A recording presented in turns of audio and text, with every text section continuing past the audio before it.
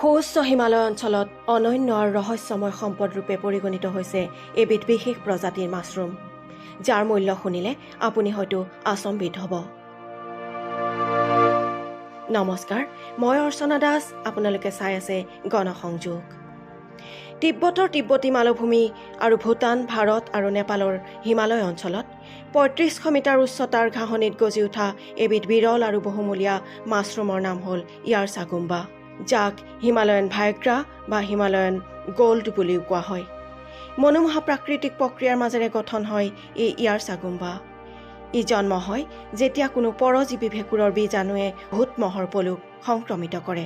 পাছত পলুবোৰ বৃদ্ধি হোৱাৰ লগে লগে ভেঁকুৰটো বাঢ়ি যায় আৰু শেষত ই পলুটোকে খাই পেলায়। পলুটোৰ মৃত্যুৰ পিছত ভেঁকুৰটো বাঢ়ি গৈ মাটিৰ পৰা ওলোৱা এটা সৰু ডালৰ দৰে গঠন হয়। পলু আৰু ভেঁকুৰ দুয়োটাৰ অৱশিষ্ট থকা এই গঠনটোকে কোৱা হয় ইয়াৰছাগুম্বা। ইয়াৰ বিভিন্ন ঔষধি গুণ আছে বুলি বিশ্বাস কৰা হয় আৰু সজীৱতাৰ সৃষ্টিকাৰী প্ৰভাৱৰ বাবে ইয়াৰ মূল্য অতিশয় বেছি। কিছু ক্ষেত্ৰত ইয়াৰ ওজন হিচাপৰ মূল্যত হয় সোণতকৈও অধিক। ইয়াৰ পৰম্পৰাগত ব্যৱহাৰ প্ৰজন্মৰ পাছত প্ৰজন্মৰ প্ৰচলিত হৈ আহিছে, যদিও ইয়াৰ উচ্চ বজাৰ মূল্যৰ বাবেই শেহতীয়াকৈ আন্তঃৰাষ্ট্ৰীয় পৰ্যায়ত বিশেষভাৱে চৰ্চা লাভ কৰিছে। প্ৰাকৃতিকভাৱে জন্ম হোৱা ইয়াৰছাগুম্বাৰ সংগ্ৰহ তেনেই সহজ নহয়। সংগ্ৰহকাৰীসকলে মুখামুখি হ'ব লগা হয় প্ৰকৃতিৰ কঠিন ভূখণ্ড আৰু বতৰৰ চৰম পৰিস্থিতিৰ।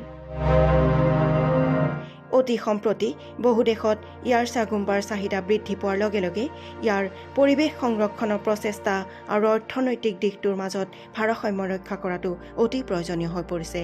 নিউজ ডেস্ক ৰিপৰ্ট, গণসংযোগ।